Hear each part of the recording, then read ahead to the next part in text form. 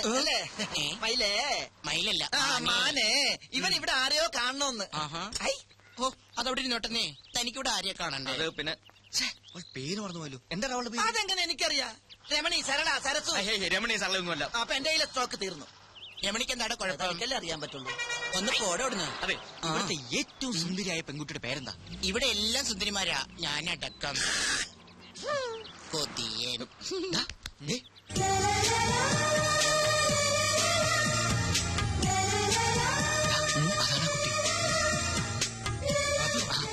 അതകിലേ കുട്ടിയെ തന്നെയാ കാണേണ്ടത്. താനും കൂടെ പോന്നെ, താനിവിടെ നിന്നിട്ടാ മതി. മാരീഡാണോ? അല്ല, ഞാനിപ്പൊ വരാം. വരണം. വരാടി. എന്നെ ഓർമ്മയില്ലേ? Lucky coupon. പിന്നെ ഓർക്കാതെ എന്താ ഇവിടെ? ഹായ് അഖില, ഞാൻ ലാൽ, ജീവൻ ലാൽ, ഇവന്റെ ബെസ്റ്റ് ഫ്രണ്ടാണ്. കുട്ടിയെ കുറിച്ച് എന്നോട് ഇവൻ ഒരുപാട് പറഞ്ഞിട്ടുണ്ട്. എന്ത് ചെയ്യുന്നു? പഠിക്കുകയാണോ അതോ ജോലി ചെയ്യാണോ? എവിടെയാ വീട്? വീട്ടിൽ ആരൊക്കെയുണ്ട്? അച്ഛൻ മാരീഡാണോ? അമ്മ അപ്പൊ ലവ് മാരേജ് ആണല്ലേ? ഈ കുട്ടിയുടെ മുഖം കണ്ടപ്പോൾ എനിക്ക് മനസ്സിലായി നിങ്ങൾ അച്ഛനും അമ്മ ലവ് മാരേജ് ആയിരിക്കുന്നത്. അല്ല, ഞാൻ ഈ കർച്ചീഫ് തരാൻ വന്നതാ. കളഞ്ഞിട്ടില്ല, കയ്യിലുണ്ട്. അല്ല, ഈ കർച്ചിപ്പ് കളയാതെ സൂക്ഷിക്കണമെന്ന് ഞാൻ പറയുക. അല്ല, അന്ന് ബസ് കയറുമ്പോ അഖില അറിയാതെ ഇത് നിലത്ത് വീണു. ഞാൻ എടുക്കുമ്പോഴേക്കും ബസ് വിട്ടു. സൂക്ഷിച്ചു വെച്ചിരിക്കുന്നു. Thank you. എന്നാലും ഇതിനു വേണ്ടി മെനക്കെട്ട്. ഓക്കേ, എന്ന് വരട്ടെ. Bye bye. അല്ല അഖില, കിച്ചു, അഖില എന്താ? കർച്ചീഫ് തിരിച്ചു തന്നതിന് താങ്ക്സ് മാത്രമേ ഉള്ളൂ. പിന്നെന്താ വേണ്ടത്? പറയട്ടെ. Come on. Friendship, just an outing, അത്രേ ഉള്ളൂ. Okay, done. Thank you so much. Okay ആയോ?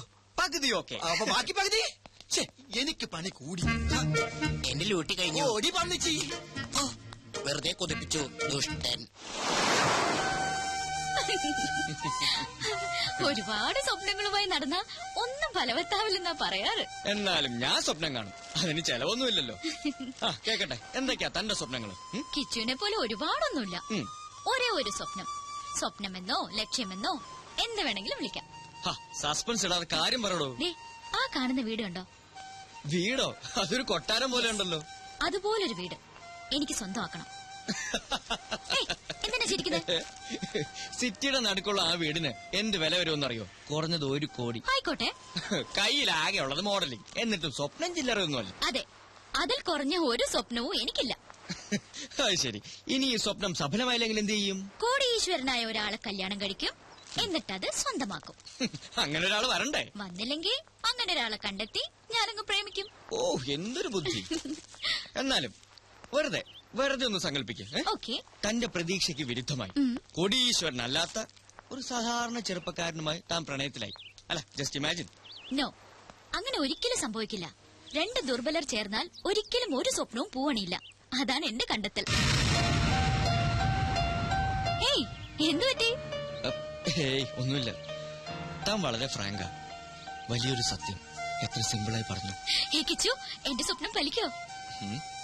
ദേ, അത് കണ്ടോ? പുതിയൊരു പുലരിയായി തിരിച്ചു വരാൻ ആഴിയിലേക്ക് ആണ്ടുപോകുന്ന സൂര്യൻ. ഈ സമയത്ത് ചിന്തിക്കുന്നൊക്കെ ഫലിക്കുന്ന പറഞ്ഞു ഞാൻ. So best of luck.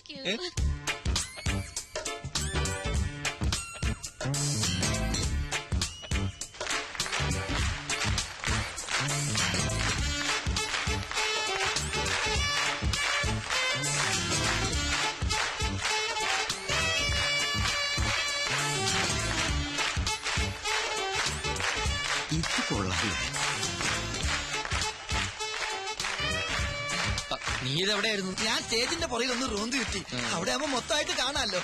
പല ഷേപ്പിലല്ലേ പീസുകള്. ആദ്യം കണ്ടപ്പോ ഒന്നും പറയണ്ട അറിയാ, കുളിര് കോരിപ്പോയി. അങ്ങോട്ട് പോവാ. വേണ്ട, എനിക്ക് നിന്നെ പോലെ ഈ കാര്യത്തിൽ ആക്രാന്തമില്ല. ഇങ്ങനെ കാണുന്നതാണ് എന്റെ ഒരു സുഖം.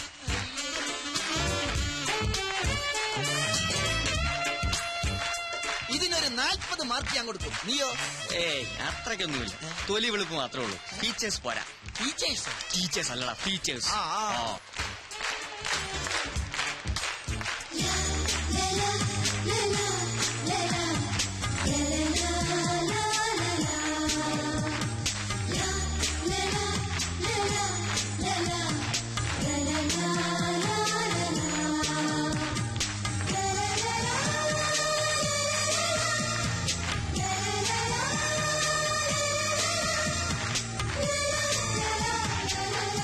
എടാ കിച്ചു, ഇത് നിന്റെ ലക്കി കൂപ്പണല്ലേ? ഇത് ഏത് മാളത്തിൽ ഒളിച്ചിരുന്നു?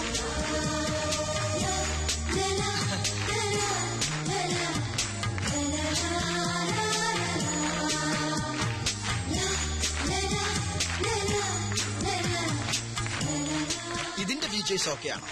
Double okay. എങ്കിൽ ഇതിന് എത്ര മാർക്ക് കൊടുക്കാം? ഇതിന് മാർക്കല്ല, എന്റെ മനസ്സ് തന്നെ കൊടുത്തു കഴിഞ്ഞില്ലേ?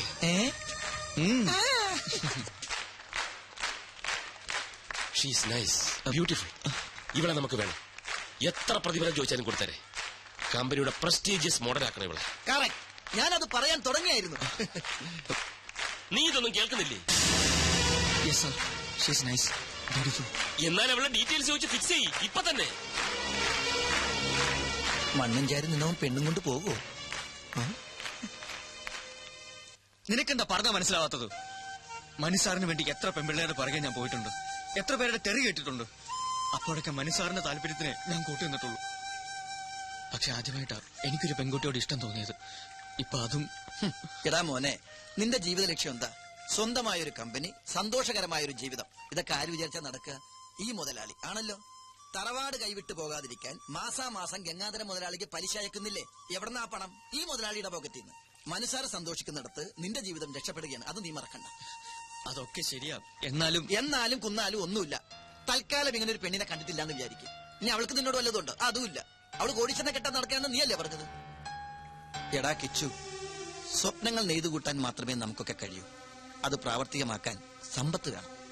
എനിക്കോ നിനക്കോ അതില്ല. അതൊക്കെ അർഹിക്കുന്നവർക്ക് വിട്ടുകൊടുക്ക്.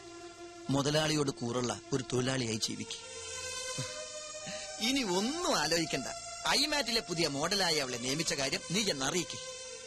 വാട ചക്കരെ.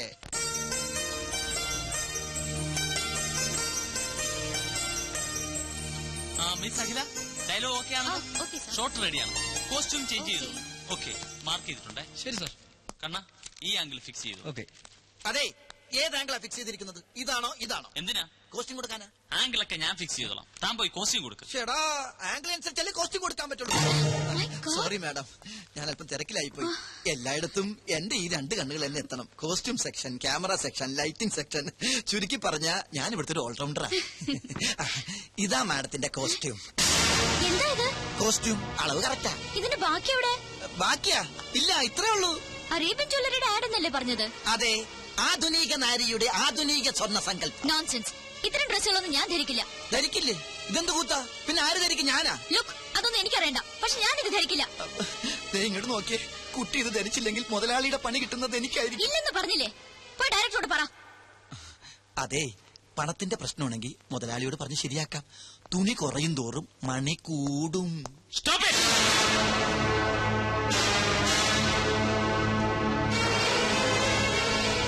എന്താണോ ഇവിടെ?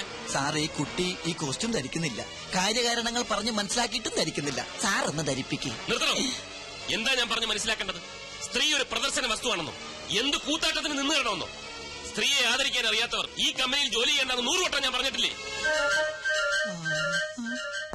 എന്താണോ ഇത്? ഇതാണോ ഈ കുട്ടി ധരിക്കേണ്ടത്? ഇവിടെ ഷൂട്ട് ചെയ്യുന്ന ആഡ് ഫിലിമാണ്, ബ്ലൂ ഫിലിം അല്ല. ഓ സോറി മിസ് അഖില, കൊണ്ടുപോടോ. കോസ്റ്റ്യൂമിനല്ലല്ലോ സാർ പ്രാധാന്യം, സ്വർണ്ണാഭരണങ്ങളാൽ പൊതിഞ്ഞ ഈ സുന്ദര മേനിക്കല്ലേ. കോൺസെപ്റ്റ് വേണേ മാറ്റാം, പക്ഷെ സ്ത്രീയുടെ മനസ്സ്, സംസ്കാരം ഇത് മാറ്റാനാവില്ല. മാറ്റാൻ ഞാൻ സമ്മതിക്കില്ല. എന്താണോ ഇത്? പള്ളിയിലച്ഛന്റെ ലോഹയം. സ്ത്രീ ശരീരം മൂടിക്കെട്ടി വെക്കാനുള്ളതല്ല. അതിന്റെ സൗന്ദര്യം ആസ്വദിക്കണമെങ്കിൽ അല്പം കലാബോധം വേണം. ആഡ് ഫിലിമാണ് ഇവിടെ ഷൂട്ട് ചെയ്യുന്നത്, അല്ലാതെ കഥകളിയോ ഓട്ടംതുള്ളലോ ഒന്നുമല്ല. പോയി വല്ല ബിക്കിനിയോ മിനിസ്കർട്ടോ എടുത്തോണ്ട് വാടോ. Be sexy man, I say be sexy. എന്താണോ വായും പൊളിച്ചിരിക്കുന്നത്? ഇനിയെങ്കിലും സ്ത്രീകളെ ബഹുമാനിക്കാൻ പഠിക്കണം. ഇന്നിന് ഷൂട്ടിംഗ് മതി. പാക്കപ്പ്. പോടോ. സോറി മിസ് അഖില, ഈ മൂഡിൽ ഇന്നിന് ഷൂട്ടിംഗ് വേണ്ട. ഞാൻ കാരണമായി ഇതൊക്കെ സംഭവിച്ചത്. സാറിന്റെ മൂഡ് കളഞ്ഞതിന് ഞാനാ സോറി പറയേണ്ടത്. സാറല്ല, മനു. അങ്ങനെ വിളിച്ചാൽ മതി. നമുക്ക് ഷൂട്ടിംഗ് നാളെ ആക്കിയാലോ? നല്ല മൂഡിൽ. നാളെ എനിക്കൊരു എൻഗേജ്മെന്റ് ഉണ്ട്. എന്താ? പേഴ്സണലാ. എന്നാൽ അഖിലേക്ക് ഒഴിവുള്ളത് എപ്പോഴാണോ അപ്പോൾ. ഓക്കെ. Thank you sir. സാറല്ല, മനു. Thank you Manu. അഖില, തന്റെ ഈ ചിരിയുണ്ടല്ലോ, അതാ ക്യാച്ചിങ്. ചിരിക്കുമ്പോ അഖില കൂടുതൽ സുന്ദരിയാവുന്നു. Thank you Manu. വെൽക്കം.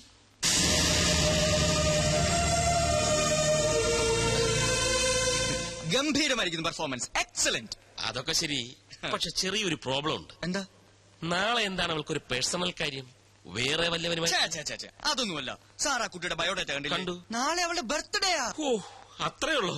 ആ ടെൻഷൻ അങ്ങ് മാറി. സാർ, ഈ ബർത്ത്ഡേ പിടിച്ച് നമുക്കൊരു ചീട്ടിറക്കിയാലോ? നീ എന്താ ഉദ്ദേശിക്കുന്നത്? സാറേ, അഖില സാറിന്റെ മനസ്സിൽ കയറിയെങ്കിലും അഖിലയുടെ മനസ്സിൽ സാറ് കയറണ്ടേ? അതിനൊരു പദ്ധതി ഞാൻ പ്ലാൻ ചെയ്ത് കഴിഞ്ഞു.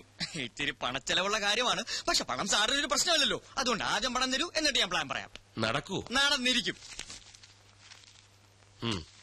എന്തിനാ ഈ പിശുക്ക്? അഖില സാറിന്റേതായ പോരെ. കിച്ചു, ഐമാറ്റ് അഡ്വർടൈസിംഗ് കമ്പനിയുടെ അസറ്റാണടാ നീ. Asset. Thanks.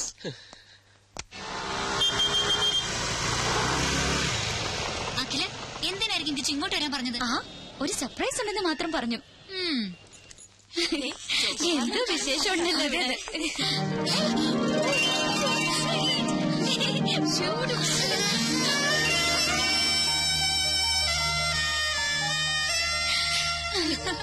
I don't know.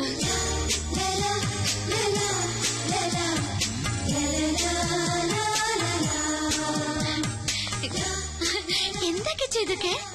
Miss അഖില മേനോന് പിറന്നാൾ സമ്മാനം. അതിന് ഇന്നെന്റെ പിറന്നാളാണെന്ന് എങ്ങനെ അറിഞ്ഞു? ഞാൻ അറിഞ്ഞില്ല, പക്ഷെ മനുസാർ അറിഞ്ഞു. That is മനുസാർ. മനുസാറിന്റെ വകയാണ് ഇതെല്ലാം. സാറിന് ഒരാളെ ഇഷ്ടപ്പെട്ട അവരെ കുറിച്ചുള്ള ഫുൾ ഡീറ്റെയിൽസ് അറിഞ്ഞു വെക്കും. അതൊരു നമ്പറാ. നമ്പറോ? അതുപോലെ ഈ നമ്പർ എന്ന് പറഞ്ഞാൽ ഈ മറ്റാർക്കില്ലാത്തൊരു ക്വാളിറ്റി. തീർന്നിട്ടില്ലാതെ ഇതും കൂടി ഉണ്ട്. മാനത്ത് തെളിയുന്ന മാരിവില്ല് പോലെ മനോഹരിയായ ഈ മുത്തിന് മനുവിന്റെ പിറന്നാൾ ആശംസകൾ. Happy birthday. ഇത് മനുസാർ എഴുതിയതാണോ? ഏയ്, ഞാൻ എഴുതിയത്. Just joking. മനുസാറിന്റെ ബിസിനസ് ഹൃദയത്തിന്റെ ഒരു കോണിൽ കവിഭാവനയുള്ള ഒരു കലാകാരനുണ്ട്. I can't believe it. Oh, you have to. Many, many happy. Hello. Happy birthday Akhila. Thank you, Manu. It was quite unexpected അല്ലേ?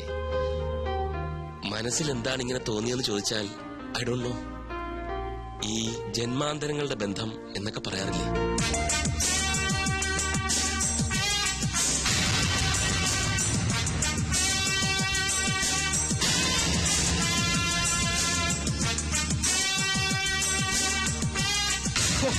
സാറിനെ ഞാൻ സമ്മതിച്ചിരിക്കുന്നു. നിമിഷം കൊണ്ടല്ലേ ആ പെണ്ണിനെ കയ്യിലെടുത്തത്. വശീകരണത്തിൽ സാറ് മാസ്റ്റർ ബിരുദം എടുത്തിട്ടുണ്ടോ എന്ന് പോലും സംശയമുണ്ട്. വർമാജി, ഇതിന് വലിയ ബിരുദമൊന്നും വേണ്ട. ചില ചില്ലറ പൊടിക്കൈകൾ മതി. ആദ്യം നമ്മളൊരു ജെന്റിൽമാനാണെന്ന തോന്നലുണ്ടാക്കണം. പിന്നെ അവരുടെ സൗന്ദര്യത്തെ ഒന്ന് പുകഴ്ത്തി പറയണം. മൂന്നാമതായിട്ട് കുറച്ച് ചില്ലറ എറിയണം. സംഗതി ക്ലീൻ. പക്ഷെ ഇതൊരു റെയർ കേസാ. ലൈഫിൽ ഒരുപാട് അംബിഷൻസ് ഉള്ള പെൺകുട്ടിയാണ് അഖില. വർമാജി നോക്കിക്കോ, ഞാൻ അഖിലെ ഐമാറ്റ് അഡ്വർടൈസിംഗ് കമ്പനിയുടെ അസറ്റാക്കി മാറ്റും.